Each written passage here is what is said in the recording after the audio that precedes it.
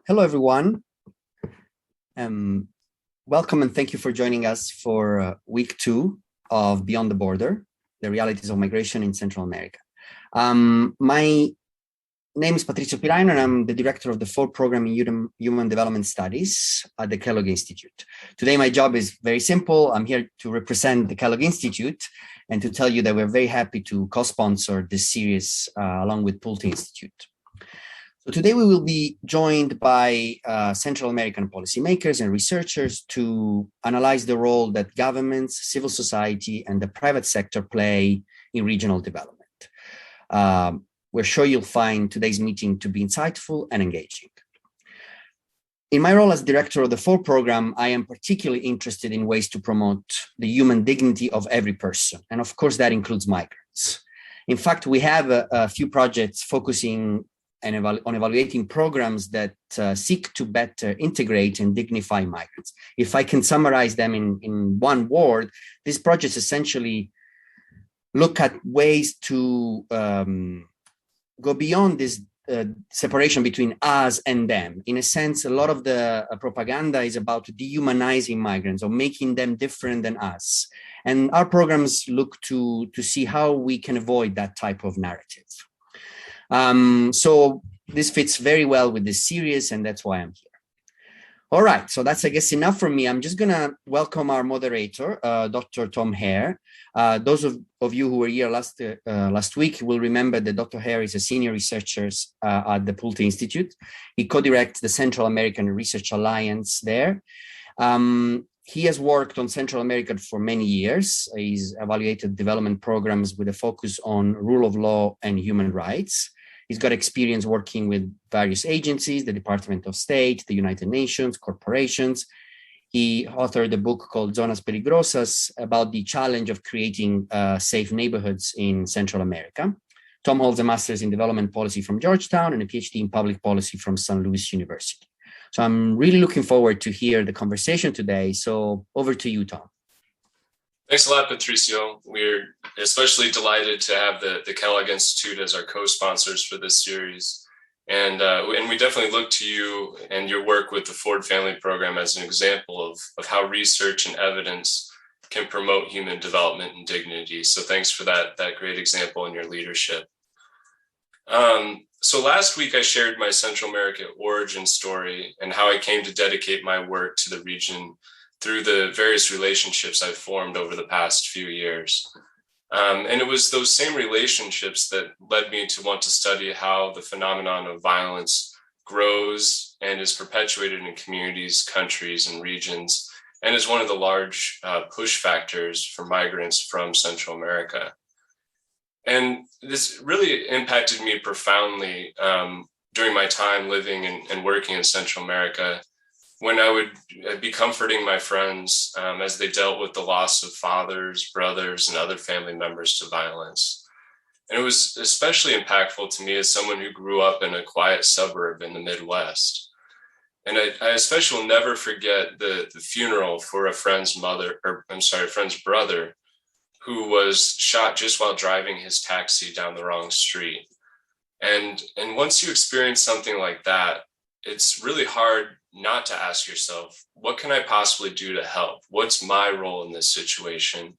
And as Patricio said, versus seeing it from the outside and saying, how do we play a role in all of this in some small way or another?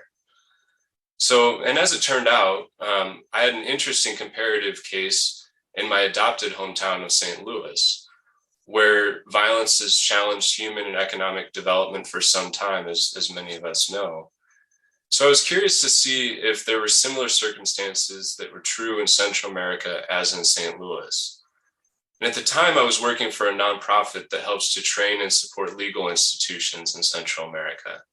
And then later, with my dissertation research in St. Louis, I found that there were some similarities. For example, lack of economic opportunity, underfunded schools, and few positive role models. But I also saw very important differences, of course, with Central America, where there's a recent history of political violence, stronger gang ties, and failing public safety institutions. So I started looking more closely at communities where I did see quite a bit of overlap. And what we tried to do specifically to increase security at the community level was my area of focus. And that led me to my work evaluating citizen security and other programs in the region today. So that's kind of how I got here, apart from the story I told last week of my actual journey to Central America. But that's enough about me. What I do want to do is bring in some of the people who I've met over the years working on these programs and in the region. And both those who joined us last week and those joining us for the first time should have received some links on some of the background information that we have about Central America for this series. If you've not had a chance to review that information, I invite you to especially view the short video that provides some important context that we're not going to be able to cover during our time together over these weeks. So you can let our organizers know via chat if you have any questions about where to find those links. And also, as I mentioned last week, and since we have new folks here today, it does bear noting that the topic of migration can be one that fosters a lot of debate and some entrenched views. And our purpose in this series, to reiterate, is not to convince you of one viewpoint or another, but rather to inform and discuss. And you'll note that the program, we've intentionally titled it Beyond the Border.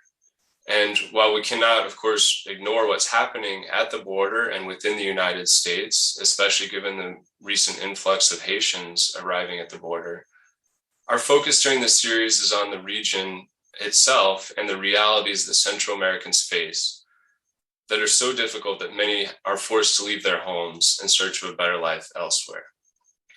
So that's our focus, that's our charge today and next week as well. But to get started, and those that were with us last week, remember we did this, we had so much fun with a poll of our audience last week that we've decided to do it again briefly to test your knowledge about the region. So we're going to have the screen should have popped up now, or the poll should have popped up now on your screen. And we'll take a couple of minutes to fill this out. Just answer to the best of your ability, your best educated guess if you have no idea, and we'll see how we do. So the first question is, which US president prepared the framework for increased support for the rule of law in Central America through what was called the Merida Initiative, and it later became the Central America Regional Security Initiative, or CARSI? See what everybody thinks about that. And number two, which country did Vice President Harris visit on her first trip abroad as vice president?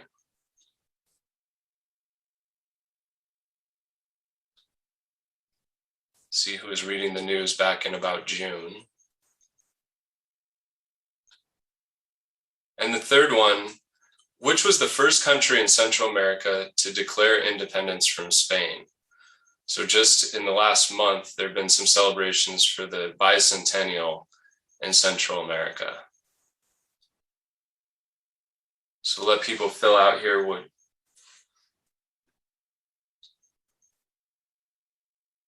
give it another minute or so.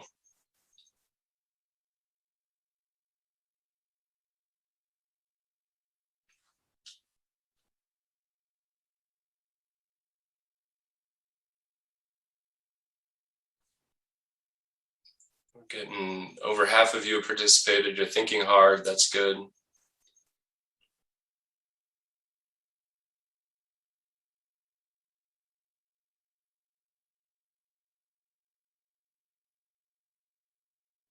Right. 10 more seconds.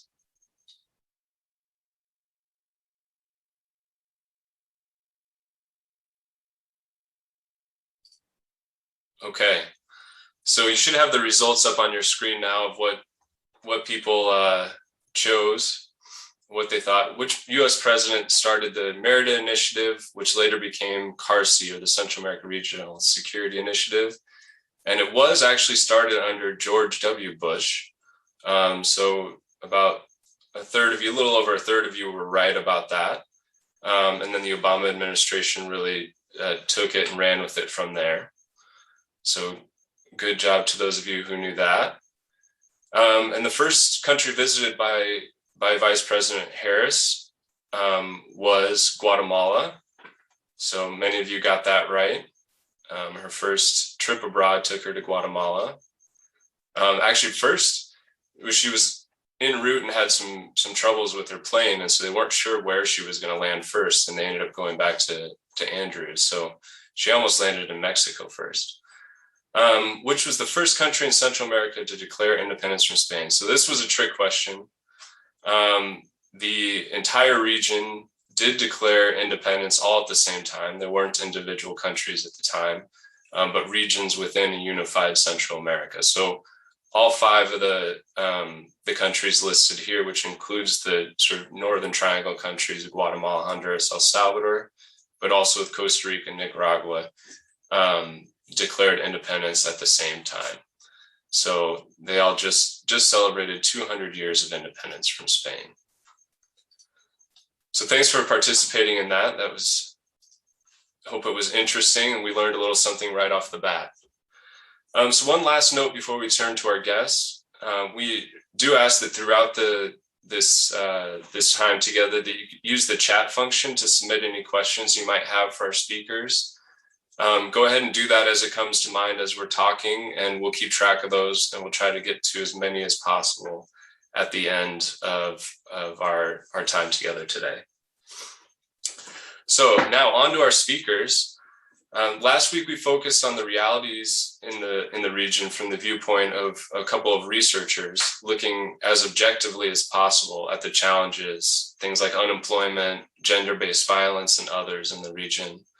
And next week we'll be speaking with government, legal, church, and business leaders who are responding to the challenges in the region.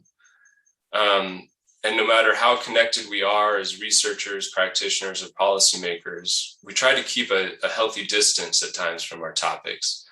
But today we're going to go in a bit of a different direction. We've invited 2 Central Americans to join us, and they're both scholars and researchers in their own right. And I've actually conducted research and co-authored with both of them, so I can attest to their keen intellect. But I also consider them friends and have asked them here in that capacity to reflect more on the personal side of things and how maybe more subjectively and normatively they view development in the region. So first, we have Clara Villatoro, who is currently a Notre Dame Master's in Global Affairs student, though she's actually joining us today from New York, where she's doing her practicum with the United Nations Development Program. And Clara is also an accomplished journalist, having worked for one of the major dailies in El Salvador before pursuing her graduate studies. She also served as the first coordinator for the Pulte Institute in Central America, where she helped establish a working group of human rights and democracy researchers and practitioners in the region. And most importantly to me, she is the one who picked me up at the bus stop when I first arrived in El Salvador some 20 years ago. So I'm very grateful to her for rescuing me then and for her friendship ever since. We're also honored to have Dr. Hugo Pino join us. Hugo is currently a candidate for the National Congress of Hondurus in the upcoming November elections. He's a former professor and researcher at the Technological University of Honduras, and he is formerly the president of the Central Bank and Minister of Finance, also in Honduras, and the former ambassador of Honduras to the United States and the United Nations.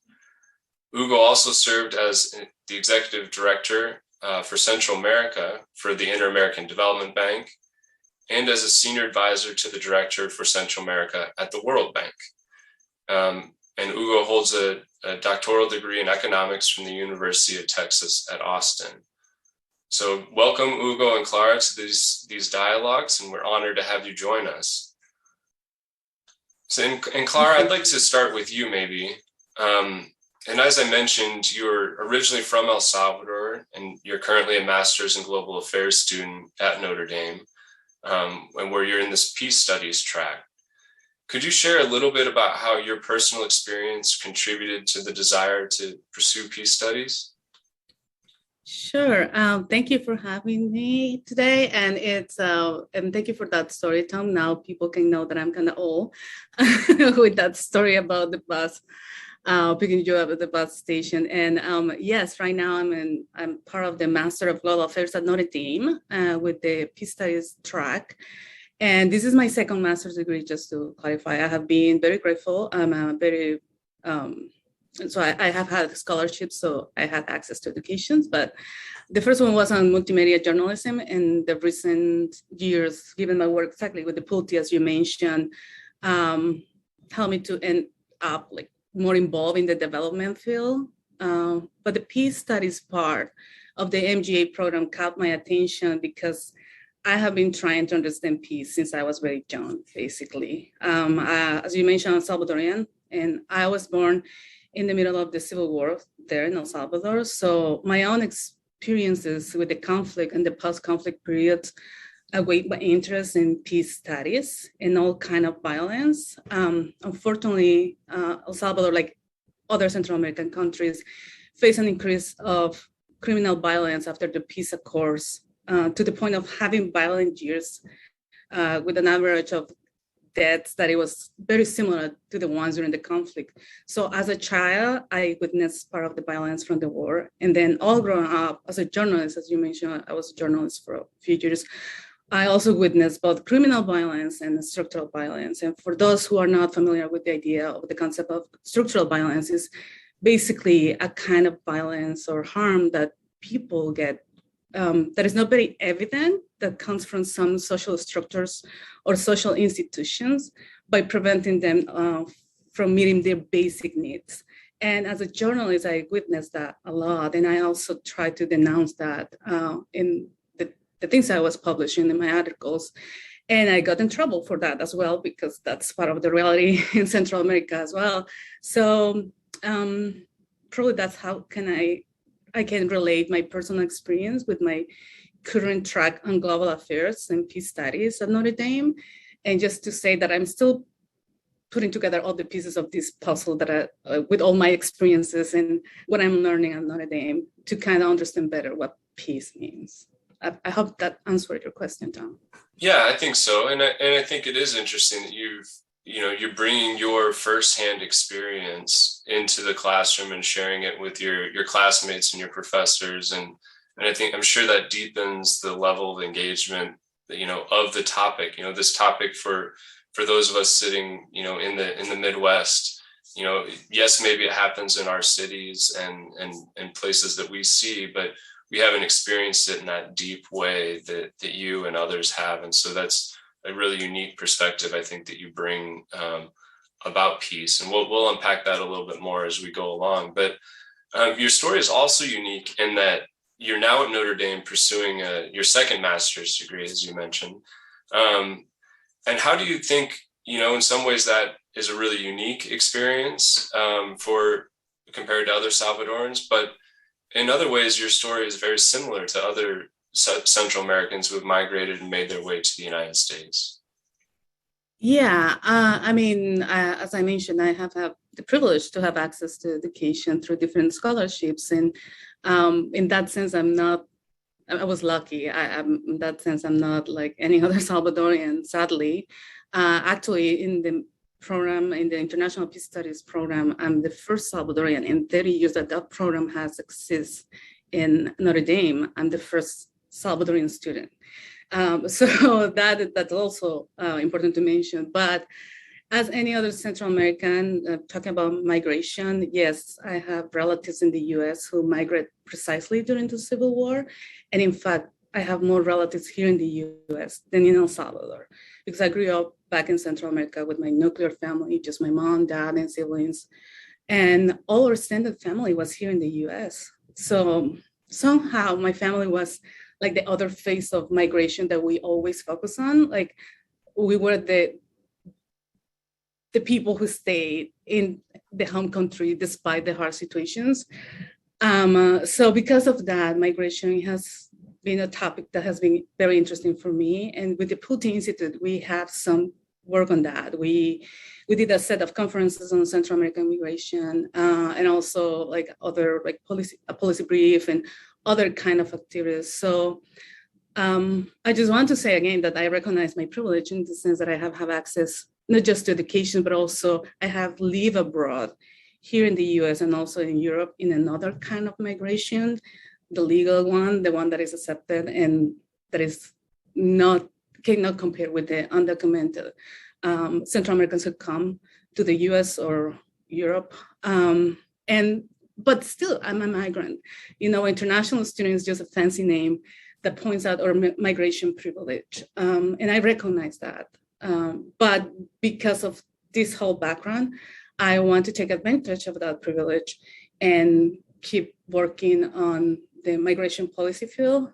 And I hope that responds to your question as well.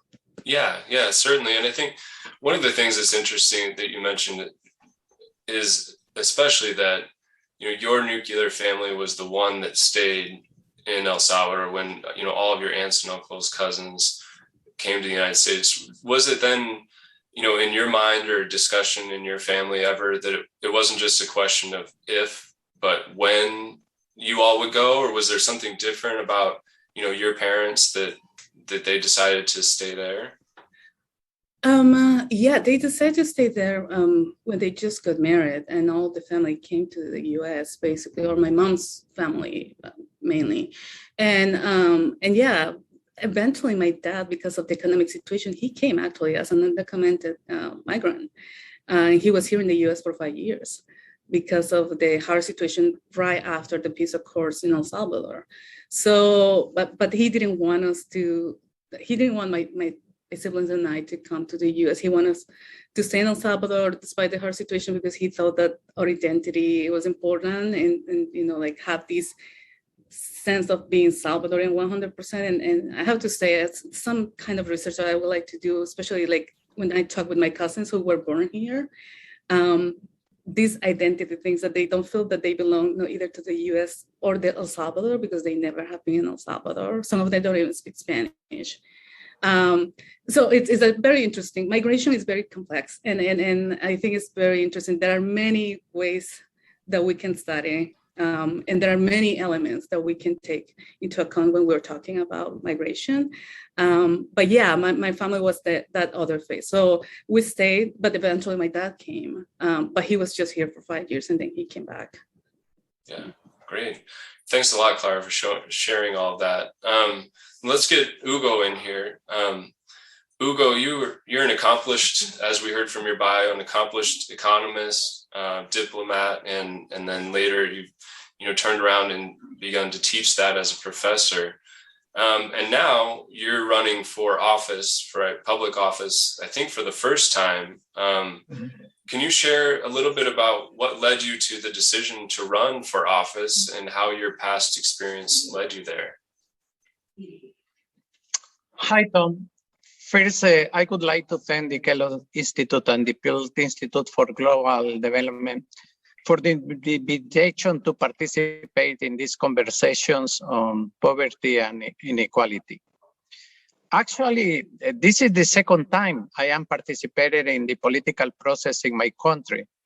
In 2005, I ran in the primary election of the Liberal Party as a presidential candidate. My decision to run for Congress during the current process is due to my desire to help to stop and reverse the deterioration of public institutions in Honduras. The concentration of power is substantial and there is virtually no counterweight to those in power. The type of counterbalance that is essential in a democratic society. Furthermore, corruption and link with organized crime in the public sector have a strong negative consequences when it comes to trust in the government. We need to change the power structure and the current reality in which all major decisions are made by the small economic and political groups. Decisions that are, for the most part, in the wrong direction, while most people suffer unemployment and poverty. My past experience in different posts in government taught me that public officials can do many positive things, even with scarce resources. But you need clear objectives as well as the efficient and transparent use of resources. While working in the academic field as a part of civil society, I also learned that broad participation of citizens in the public decision is crucial for any democratic country. Regrettably, after every election, the winning party treat their electoral victory as the population giving them a blank check to do whatever they want with the national budget. So there are many things that must change.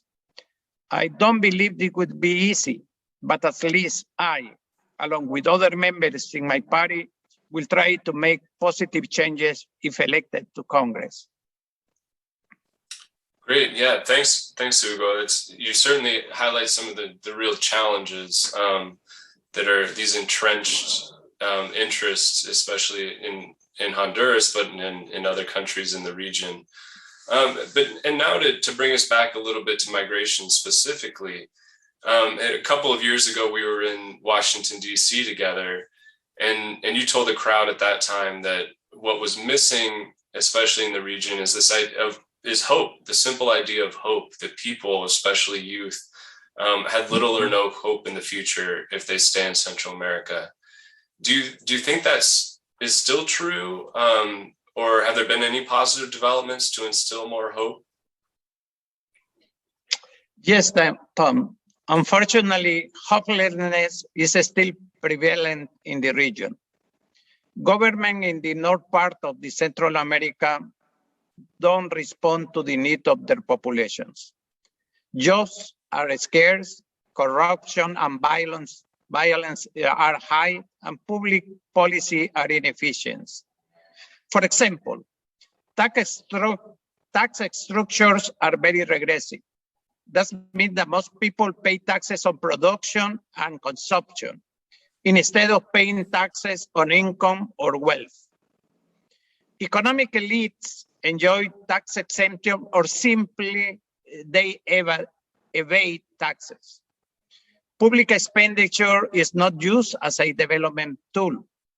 As a result, expenditure in education and health are always limited because elites don't pay enough taxes. Private investment, both national and foreign, is not dynamic and the creation of jobs is low. Organized crime, principally drug trafficking, gangs, and repressive public forces feed migration. People don't leave the country because they want to. They do it because they don't have alternative to give their family what they need. Democratic participation is also limited, and the political system is not inclusive. Small producers don't have access to productive assets, such as land and credit, and this reproduces poverty and exclusion. Yeah, thanks, Hugo. And I want to follow up on those points here in a second, but let me bring, when we talk a little bit more about the Plan Prosperidad, but let me bring Clara back in here a second, because we have this kind of interesting, focus, especially Hugo, from your background on the economics and a lot of the structural economic issues. And then Clara, you walked us through what brought you to Notre Dame and your peace studies. And you do a little bit of kind of bringing those worlds together in terms of examining the relationship between peace and migration. What have you been learning about that relationship, and what are your next steps in studying it? Yeah, actually, my capstone is going to be focused on that. It's migration. The rough title is like Migration, Finding Your Own Peace. And basically what I'm doing is trying to collect stories from migrants here in New York, which is the second largest metropolitan area in the US with Central Americans, and also DC, which is the third one. The first one is LA, in case you're wondering. yeah, what I want to try to set is that connection between migration and peace, because usually we focus on the drivers of migration, right? Like, and which is good. I mean, we have to know what are the drivers for people coming, but the thing is that the policies also focus on how to resolve those drivers. But I don't think we are paying enough attention to the stories of the migrants, and certainly they're running from something, which are some of the drivers, probably criminal violence or natural disasters even. But going to another place for them can also mean a kind of peace. So we're used to think that peace is the absence of war or the absence of a type of conflict. But migrants, despite risks of being caught by ICE, for example, here in the US, or the hard conditions that they can live in the US or even in Europe when they migrate there, they still have this kind of relief in the place that they go, because this place is offering something that they didn't have in their own country. So one could guess that that's a kind of peace, but I cannot say it right now, because I want to hear from them what peace means and if they feel that they have found a kind of peace. But I also want to pay attention to the fact that most of these migrants have some traumatic experiences in their countries, call it starvations, suffering criminal violence, or war experiences, or any other. So it makes sense sometimes that they don't want to come back, because they still feel this fear, this anguish when they think about it. And actually, I would like, if I have time, to mention a recent experience I have at the consulate here in New York. I went to renew my passport, actually, and I was already trying to work on my project, my capstone project, and I was there just doing my own paperwork, with my passport. And then I was in the waiting room, and this lady was next to me, and she started saying, "Hi, how are you doing?" And she was very friendly. And in 10 minutes, she told me her story. And in short, it was that she arrived in New York City 15 years ago after being killed almost twice by her husband. So she was victim of domestic violence. And she ran away to New York because she had some relatives or friends here. And she thought New York is far away from this man. So eventually, she brought her 3 boys, and she was only waiting for her daughter. But her daughter was desaparecida, or missed by the gangs, assumably, given that she had threats. So she told me all that in 10 minutes. And then she told me, I don't want to come back to El Salvador. Here I have peace, without me asking anything. And then she told me, when I think of El Salvador, I feel anguish, fear, and despair.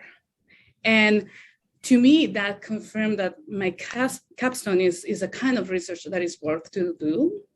And I know that just like her, I could find thousands of the stories similar to the one that she has. So with my research, what I'm trying to do is to establish this connection between migration and peace. First, to show,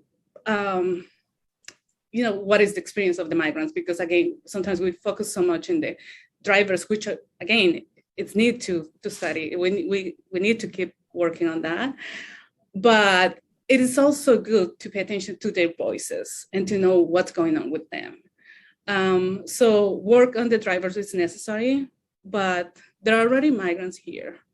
And I think we should also try to work more on how we can support the ones who are here, and probably try to think that if through migration policies, we also can somehow build peace for the world. That is something that usually we don't think about it. We usually think about migration, we think about negative things and things that need to be solved, but we don't see this part. And again, peace for some people can be something very abstract. And even for me, coming with this experience and this background, sometimes I'm reading all of these theories and I'm not sure if I can relate to this, but that's why I want to do this kind of research that kind of can have a concept of peace from these people. It's not academics, it's what they understand, what these migrants understand by peace, and how they how or if they think that they have peace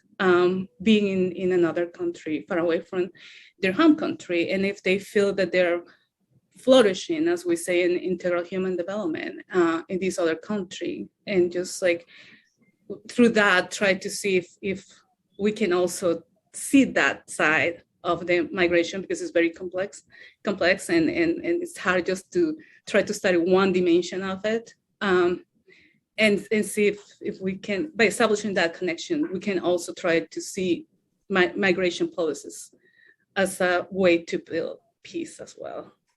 Yeah, I like that, because last week we talked a lot about, the complexity of these root causes and of migration decisions. And I think you're right. The one, the best way to unpack that is through these personal stories and understanding, sure, at scale it's difficult, but that's replicated over and over again, the same stories of why someone ended up migrating. But then the other part that you're saying, I think, is also really interesting, of that it's not just a one-way street where, peace or lack of peace drives migration, but the ability to migrate or not also impacts peace. And we'll unpack that a little bit more too next week when we talk with a legal scholar who's worked a lot on, the asylum process and the pathways that people have, especially if they're fleeing or were involved with gangs in the region.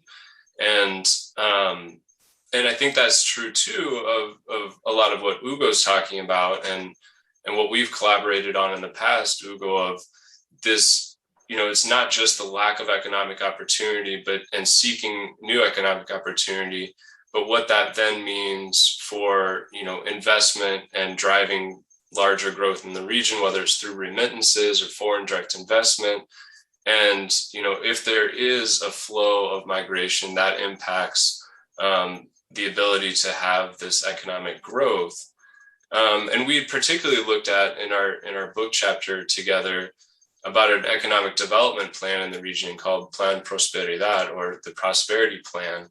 Mm-hmm. And our conclusion, if I can summarize it succinctly, was that the plan didn't bring about the prosperity that it was designed to provide in terms of economic growth that helps the most marginalized in terms of jobs and other economic indicators. Can you give us a sense briefly of why the plan wasn't successful and what might be improved going forward with similar initiatives? Sure, Tom. The first thing that is important to mention is that there was no plan in the strict sense of the word. It was a group of infrastructure project and social sector project elaborated by the Inter-American Development Bank with the cooperation of the Central American government. But this plan only included the participation of the Central American government, the private sector, and indirectly the US government. Civil society organization and other sectors within the region were not included. The plan, in this sense, was very limited. The resources to finance the plan were coming both from the government in the region and the US. However, it's interesting that in the official US document, the plan never existed. Congress approved the traditional economic aid to Central American region, and more money, a little more money, was included in the budget. However, most of this aid never reached the country. Moreover, the resources of the region were not additional resources, but the same that already existed in the budget. In short, the plan was more of a public relation campaign than an effective tool to help prevent migration. Then came America Crece, an initiative from the Trump administration. This was worse because at any given moment, Trump would announce cuts in the Central American aid. This was done to pressure the government to sign safe country agreement to prevent irregular migration to the US. aid was given just in small amounts. The conclusion could be that the U.S. has no real comprehensive strategy to deal with the problem of the region. And that's made very difficult to have positive results. Great, yeah, thanks. I think that's the challenge, right? Is that we package these programs for better or for worse without really, and one of the things that I think we found was that then they get repeated and repeated without real evaluation of their results. And that's a challenge of not that there needs to be more investment from government, certainly from private sector, it would be great. But then how that is utilized is most important. And I think that's something that gets lost a little bit in this. And I just want to remind people, we're kind of getting now towards the last 15 minutes of time. So if you do have a question, we want to leave plenty of time for an open question and answer from people. I see those starting to come in. So appreciate that, but I'll take my moderator's privilege and ask one more, and of both Clara and Hugo. And this gets into a little bit of what we want to talk about next week is, so the sort of, so what?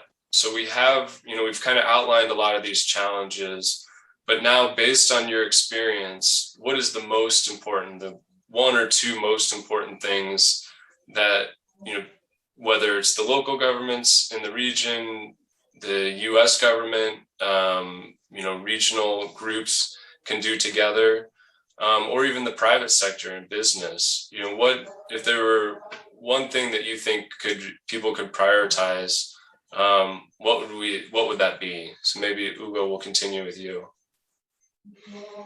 Well, first of all, Tom, I would say that governments need to have a clear strategy for development. The situation is so complex in Central America right now that you have to view it from different aspects. For example, creation of jobs is very, very important. And that means that you need to give incentives to the private sector. What kind of incentive? To have in a state, to a state of rule, the rule of law in the country is very important. To give the private sector the guarantees that corruption is going to be reduced or eliminated. You have to give education and education services in the best way possible, because the dynamic of the international trade and production is so challenging right now that you need to have a very strong and profound educational reform in this country. And I would say from the engagement with government, with international cooperation like the US, I think that there are several things that can be done. From the economic point of view, you can facilitate trade. We still have quotas for some of our exports. We need to facilitate US companies to come to Honduras and Central America in general, trying to increase economic growth and employment. And two, you have to use your diplomatic tools to prevent corruption and violence in this country. I think that is a mix of policy that need to be done in order to improve this situation. But principally, I think that the principal activities are within the countries. But in that sense, I repeat that we need to change the structure of power that exists, because it's oriented just to to the need or to the profit of the elite, the economic elite in the country. We need more democratic participation in order to change this power structure. Great, thanks, Hugo. Clara, your perspectives on what should be prioritized amidst all this? Yeah, no, I share what Hugo has said, and definitely the main problem is, as I mentioned before, structural violence. Like we have this situation in Central America and all of the countries in Central America that people cannot even meet their basic needs. So as long as we have that, I mean, people is going to keep moving because no one likes to starve, or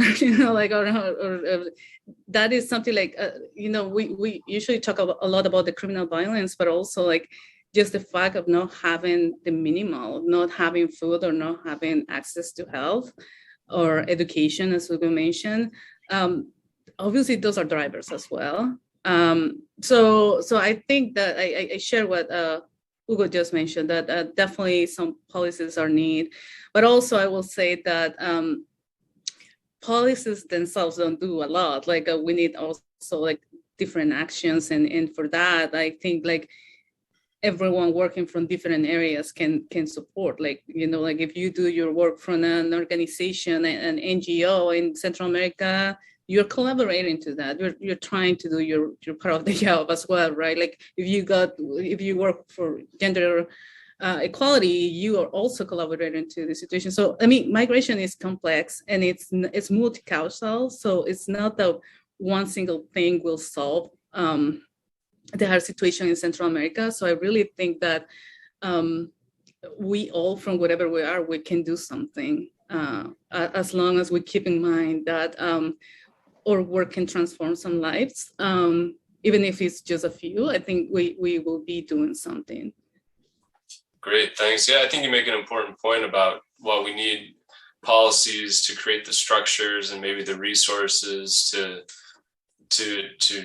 address different issues, it is the work that's happening sort of on the ground, and that's private public partnerships, that's NGOs working on these items, and then it's the accountability. It's keeping people accountable on the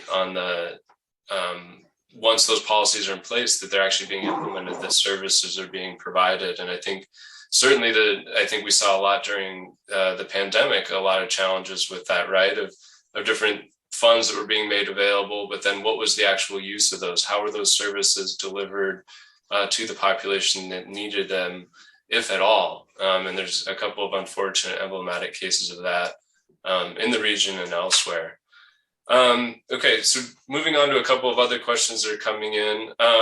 Well, one was specifically about people in the U.S. administration being aware of kind of our discussions and our dialogues and what's happening here. And we can say for sure that at least one person is, and that is Michael Camilleri, who will be joining us next week. And he's the special assistant to the U.S. Agency for International Development Administrator in charge of Central America. And he'll be joining us not only to hear from us and what's going on, but also to respond more about what the U.S. government is doing.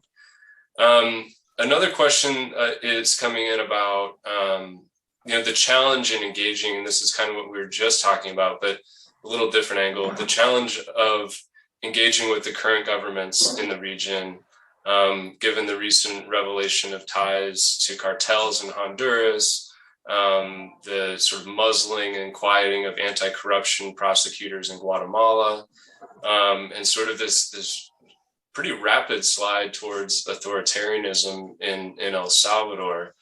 And so the question that we're asked is, can the governments in the region be stabilized and set back sort of on this path to democratization? And I think that's a little bit in our materials that we have on the website. We talk about this, it's a region in transition from war to peace, from past authoritarian leadership to democracy, from lack of transparency and accountability to more transparency. but we're starting to see, a little bit of this backsliding in governance. So maybe Hugo, especially, do you think that the governments in the region can sort of kind of right the ship and move back towards democracy? Well, every country is is following a different dynamic, and that makes more complex the analysis. For example, you have free elections in El Salvador, and then you have this authoritarian tendency right now with Bukele. Guatemala and Honduras are similar right now because both countries they have leader who has a lot of link with corruption. For example, in Honduras, everybody knows both in the country and abroad about the serious accusation about corruption and links with the drug trafficking in the country. But what is happening? The different sectors in the country, principally those who are in power, like private sector or the army or some religious group, they don't want to do anything because they are part of this corrupt structure. And in this case, I would like to mention, I have the opportunity to mention about the role of the United States. I think that the United States, as you mentioned, Tom, has given some names about corrupt people in the three countries. However, they have more information about what is happening in this country that they should make public in order to prevent what is right now like a danger of the democratic process in Honduras. We will hold election in November. But Juan Orlando Hernandez is trying to prevent free, transparent, and democratic election. He is putting block after block after block in order to prevent free election. If that doesn't stop, it's very difficult to have the kind of government that you say, that a representative government, a government with use transparency and accountability as a norm, or a government who try to satisfy the need of people.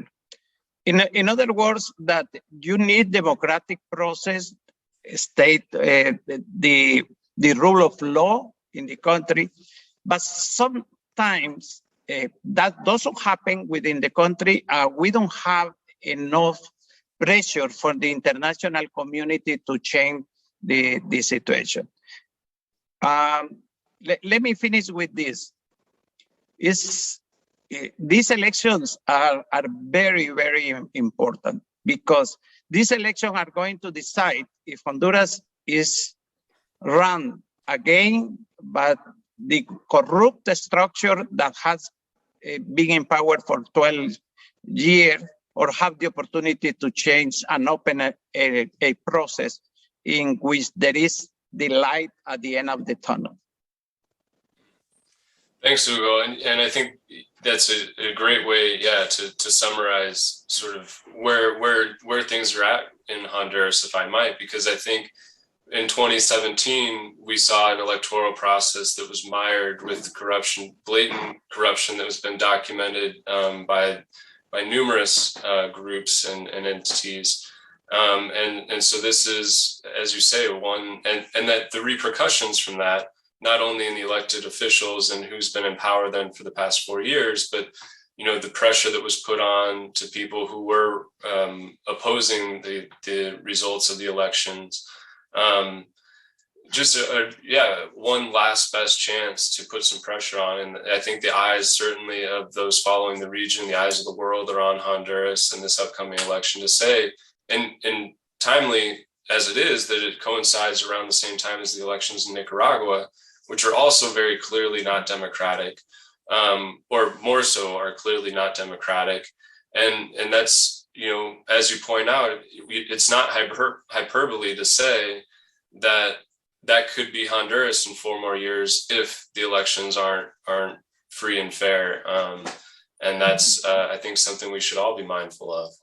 So I think we have time for one last question. And there's a lot of good ones here. I wish we could stay on, and this one will go to Clara, sort of for your closing comment, Clara. But this one says that they've heard that peace is not just the absence of war, but that everyone has to define it for themselves. And based on your experience and studies, in your personal opinion, what would real peace look like for the region, or maybe just specifically for El Salvador?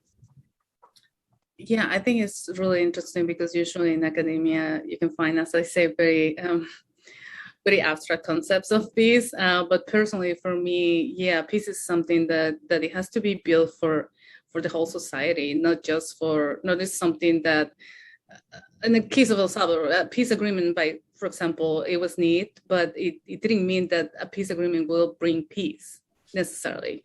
The absence of the conflict is good, but it doesn't mean that everything is done and we will be happy as in Disney stories. It's more like it's something that we have to build together, and for that you need all the sectors of society working on that. And recently I was in this activity, and one African politician, he say, like, without peace you cannot have development, and I think it's true. Like and if you understand peace as something, as I say, not abstract, but something that it means that as a society we're working for the good of everyone and in a country, and that means that everyone has the basic needs covered, and that they have access and to what is just the minimal to live and to flourish, as we say in integral human development. So peace is something that it has to be constantly built. It's not something that you get and that's it. So I think it needs all the sectors of our society, and we need, like, everyone to feel included in that project, and feel that they have voice and they can participate of that. And for sure, as Hugo has mentioned, we need democracy, of course. We need access to the basics. We need participation from everyone. So I think, yeah, peace is not just the absence of conflict. It's definitely something that it has to be constantly built by all the sectors in our society. Great, thanks. Yeah, and I think those two, the two things go together, right? This idea of inclusive discussions of, various perspectives in an informal way, all the way up to a formal respect in a democratic process for people's opinions, people's experiences, and respect for those. And I think those two, definitely go hand in hand. So thank you both for bringing those together for us. Out of respect for people's time, I see we are at the top of the hour. So I want to thank Clara and Hugo again for reflecting with us, not only from their professional experience, but also their personal experience, and sharing that with us today. And we're very happy to have had you, and thank you very much for joining us. And thanks to everyone for joining us today as well. On ThinkND, we have many different resources to help you explore the concepts we've discussed over the last couple of weeks, so be sure to check that out. And also, please feel free to share this series with your friends. We are accepting registrations through the entire program, as each meeting can kind of stand alone. And we'll see you next week for our final session in the Beyond the Border series, where we'll bring together representatives from business, government, the church, and the legal community to discuss what is and can be done, what is currently being done, and what can be done to promote human flourishing and reduce the need for migration in Central America. So we look forward to seeing you there. Thanks for joining us. Thank you. Bye.